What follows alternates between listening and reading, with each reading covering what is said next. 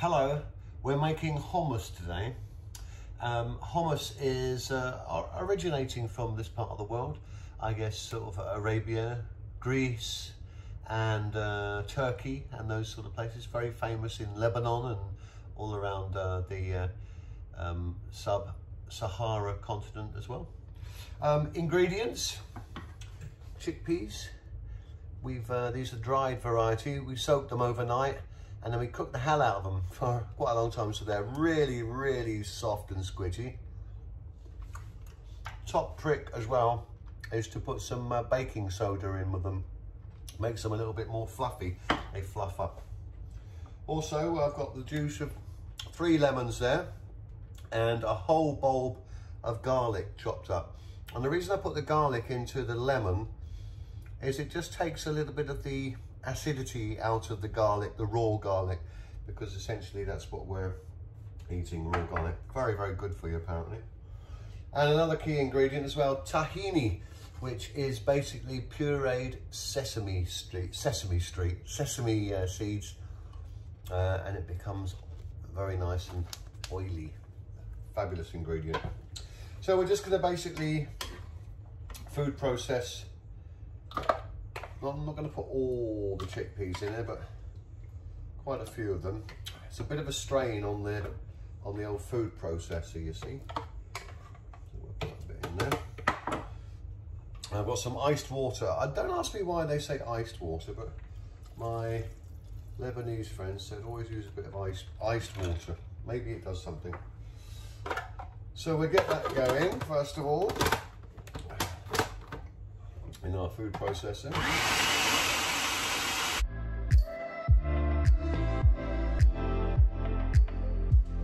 they're breaking down nicely, very good. So I can put a lot more in there. I might have put a bit too much water in, actually. Whoops.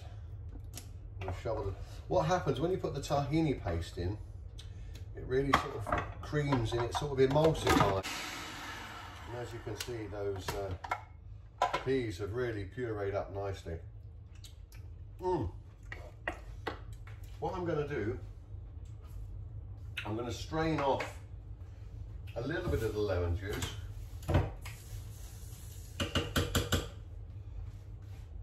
And put all the garlic in because I do love my garlic. So we're just going to strain off that a little.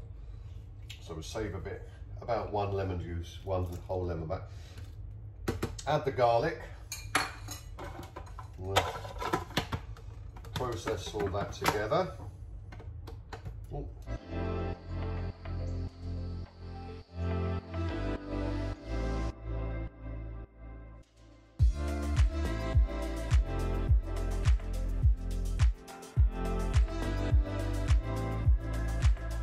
The garlic always takes a little bit of extra food processing, so if you speed it up.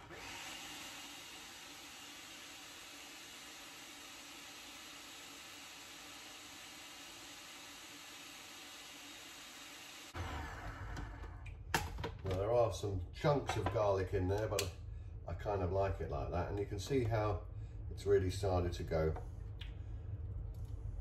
I quite like the chunks of garlic.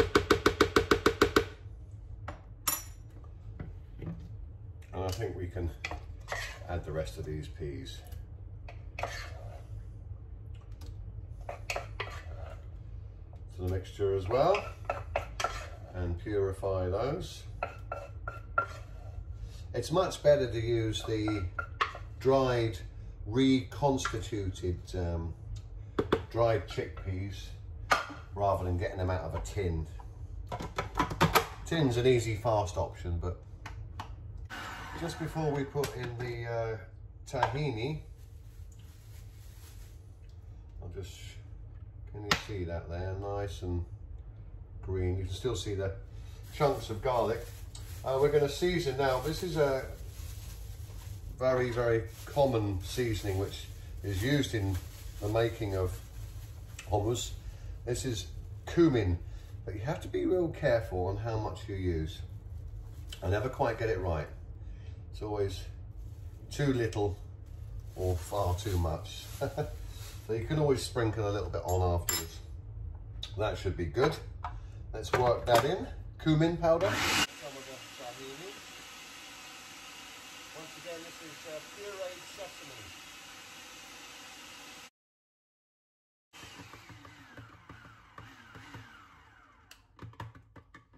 Safety kicking in there on the machine. What can be done here as well is that we can put some of the lemon juice remaining into there to swish it around a little bit and help get the rest.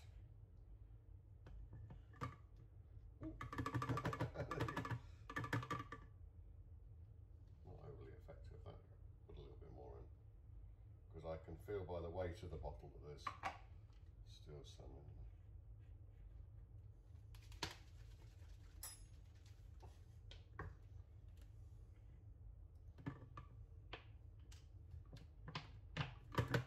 It doesn't want to come out today. Okay. I might have to. There you go. It's blobbing out. Right, let's give it a little swill. Something else which we're going to put in as well is olive oil. Safely. Let's have a little. Oh, look at that consistency now. Whoa. That's something else. Let's have a little taste.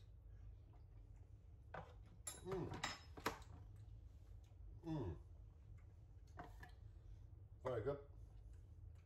Bit more lemon, I think, will do the trick. Certainly some olive, and I think we need a bit more tahini in there as well. So luckily, I've got a backup of tahini.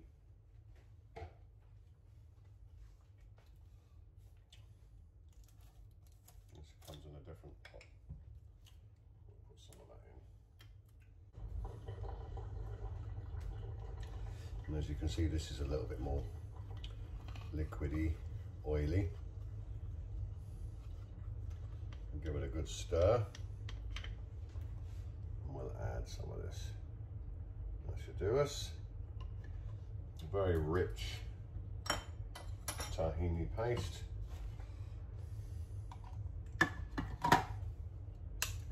And from the tasting now, I think I got the cumin just right.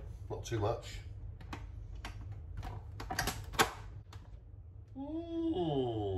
Beautiful. If you feel it is too thick, you can also, that's beautiful. I don't need to do anything with that.